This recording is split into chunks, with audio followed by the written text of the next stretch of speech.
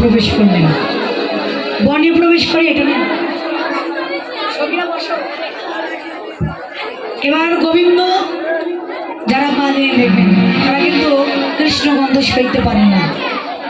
কুটিলা বনের মধ্যে প্রবেশ করে বৌদিকে বলছ, বৌদি এমন সুন্দর বন এ জীবনে আগে দেখিনি, বলো তো এই বনে কে থাকে? বলে নদী, এই সুন্দরবনের সুন্দর দেবতা। আচ্ছা বৌদি, সুন্দরবনে যদি সুন্দর দেবতা থাকবে তার চরিত্র কেমন? ও নদী, তার চরিত্রের কথা গুণের কথা বলে শেষ করা যাবে না। কি করে জানো? সুন্দরী যারা যারা বিধবা সুন্দরী তাদেরকে আগে ধরে। এখন গোবিন্দ যার সহায় তাকে আর বিপদ থাকতে পারে? সমস্ত বন যেন থরথর করে কাঁপছে। রাধারানীর অঙ্গ থেকেই কৃষ্ণগন্ধ বাইর হয়ে কুটিলার নাসিকায় প্রবেশ করেছে। এবার কুটিলা মনে করলো যে তাকে বুঝি বন দেবতা দৃষ্টি করেছে, কারণ কুটিলা তো বিধবা, হোক বিধবা কিন্তু এতটাই সুন্দরী ছিল যে একবার যে দেখেন সেই পাগল হয়ে যায়। এবার যেই নাকের মধ্যে তার কৃষ্ণগন্ধ এলো, তার অঙ্গখানা থরথর করে কাঁপছে। এবার থরথর করে কাঁপতে কাঁপতে রাধারানীর চরণ দুখানি বুকে জড়িয়ে ধরলেন। এবার চরণ দুখানি বুকে জড়িয়ে ধরে বললেন, বৌদি আমায় বাঁচাও বাঁচাও, বৌদি আমায় বাঁচাও বাঁচাও,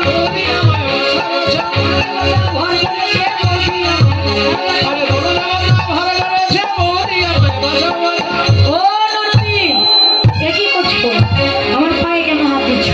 বলে পায়ে হাত দেবো না, দেখতে পাচ্ছ না আমার অঙ্গখানা থরথর থরথর করে কাঁপছে? আরে মনে হয় আমাকে বনদেবতা ধর করেছে, তাই তুমি আমায় বাঁচাও না গো। বলে আমি কি করে বাঁচাবো? যে বিপদে পড়ছে সেই যদি না বলে, আমি বললে কি হবে? তুমি বিপদে পড়েছ, তুমি বলো। এবার কুটিলা বললেন, হে বনদেবতা, আমায় ছাড়ো, বউকে ধরো, আমায় ছাড়ো, বউকে ধরো, আমায় ছাড়ো, বউকে ধরো, আমায় ছাড়ো, বউকে ধরো, ইহকাল জন্মের মতো আমায় ছাড়ো, বউকে ধরো, ইহকাল জন্মের মতো আমায় ছাড়ো, বউকে ধরো। কালকুটিলা পালিয়ে গেল, এই কালকুটিলা পালিয়ে গেল, কালকুটিলা পালিয়ে গেল, কালকুটিলা পালিয়ে গেল, কৃষ্ণ ভজনের সুযোগ হলো, কালকুটিলা পালিয়ে গেল, কৃষ্ণ ভজনের সুযোগ হলো, কালকুটিলা পালিয়ে গেল। এবার কৃষ্ণ ভজনের সুযোগ হলো, কুটিলা চলে গেল, বাদিনীও চলে গেল। এদিকে গোবিন্দ রাধা কুণ্ডির তীরে পথের দিকে চেয়ে আছে। যে শ্যাম একটু সাইডে,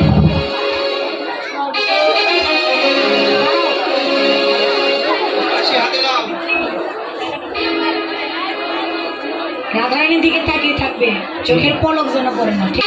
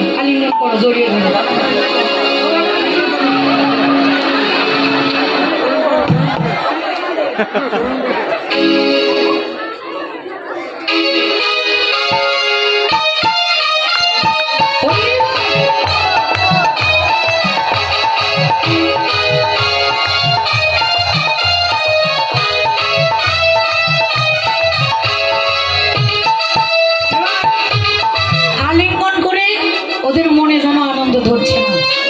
বিরহের পর ভালোবাসার মানুষের সঙ্গে মিলিত হলে কত যে আনন্দ হয়। যারা ভালোবাসা করে দুঃখ পেয়েছে, দুঃখ পাওয়ার পরে মনে মানুষের সঙ্গে মিলন হয়েছে, তারাই জানে। আর দেখবেন ভালোবাসায় বাধা না থাকলে, বিরহ না থাকলে ভালোবাসা কোনোদিন গাঢ় হয় না, মধুর হয় না। হরিবল। ভালোবাসায় যত বাধা থাকবে ভালোবাসা তত আরো মধুর হয়ে আসবে। হরিবল। এবার রাধা গোবিন্দে আনন্দ আত্মস্থিত আরা হয়ে ওরা নাচিতে লাগিল।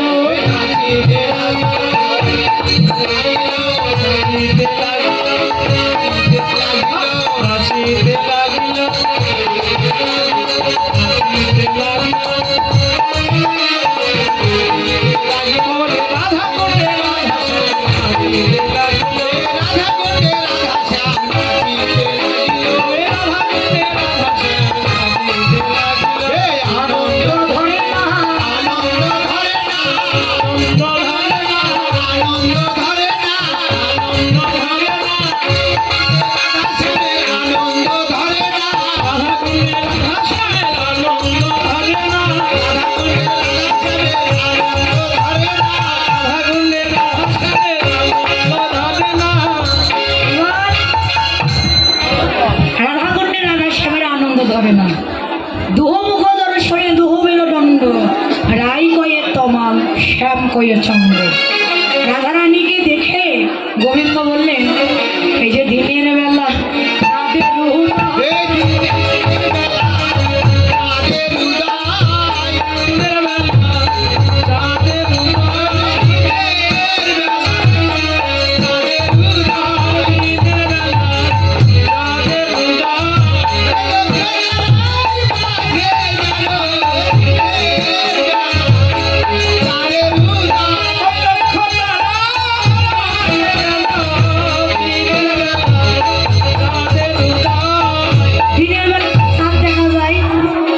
যায় না, কিন্তু ভালোবাসার চোখে চাঁদও দেখা যায়, তারাও দেখা যায়, যায় না? যারা দিন ভালোবাসা করেছে, অনেকদিন পর যদি ভালোবাসা মানুষের সঙ্গে দেখা হয়, তাকে একবার চাঁদও মনে হয়, সূর্য মনে হয়, তারাও মনে হয়, সব কিছু তাকে মনে হয়। তো ঠিক তেমনি গোবিন্দ রাধারানীকে বললেন চাঁদ, আর তারা হলো যত সখীগণ।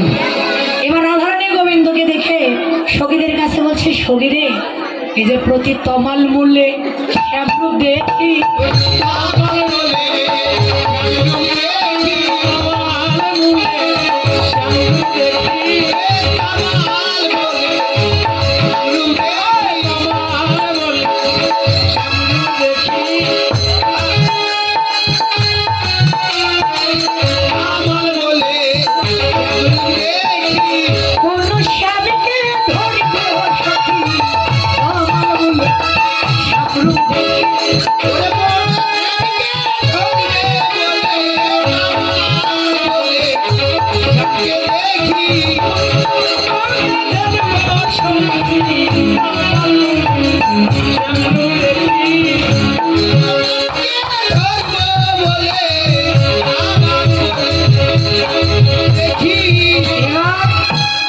বললেন কোন শ্যামকে ধরবো?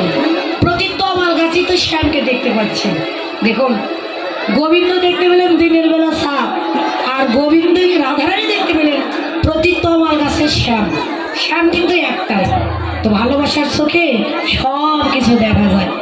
এবার সখীগণ রাধারানী গোবিন্দকে বলছে, ও গোবিন্দ, আজ কিন্তু অনেকদিন তোমাকে পেয়েছি।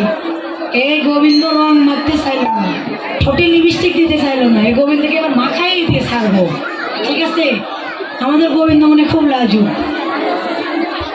আজ হোলি খেলবো শ্যাম, সখীরা বসে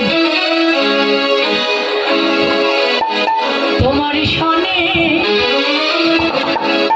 একলা পাইয়াছি শ্যাম, এই নিধুবনে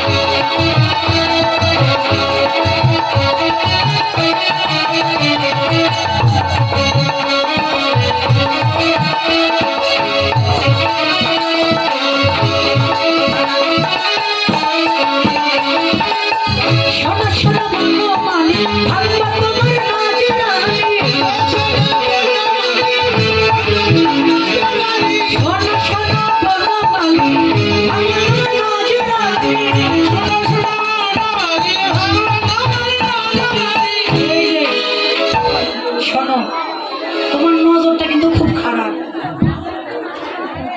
কি স্বামীর নজর খারাপ? খারাপ না? কি বলে? যার প্রতি নজর পড়ে তার তো সব শেষ করে নেয়, তাই না? খারাপ কিন্তু ভগবানের নজর তো সব জায়গায় হয়। ওই সেই জন্য তো বললাম স্বামীর নজর খারাপ, এতটাই খারাপ যার প্রতি একবার পড়ে তার সর্বনাশ করে ছাড়ে।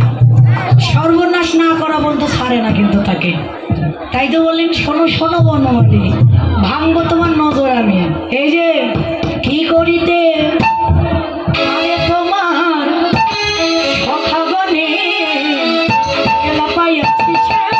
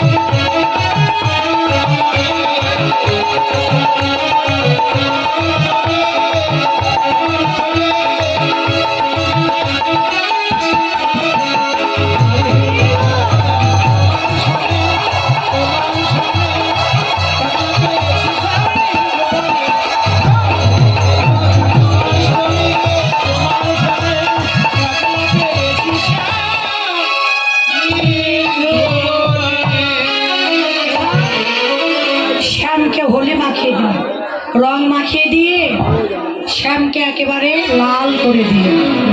দিয়ে সখীগণের মনে বড় সাপ যে রাধা গোবিন্দকে যুগল করে নিয়ে ঝোলাইবেন। এবার রাধা গোবিন্দ কি করলেন? সুন্দর একটা ঝুলনা তৈরি করলেন।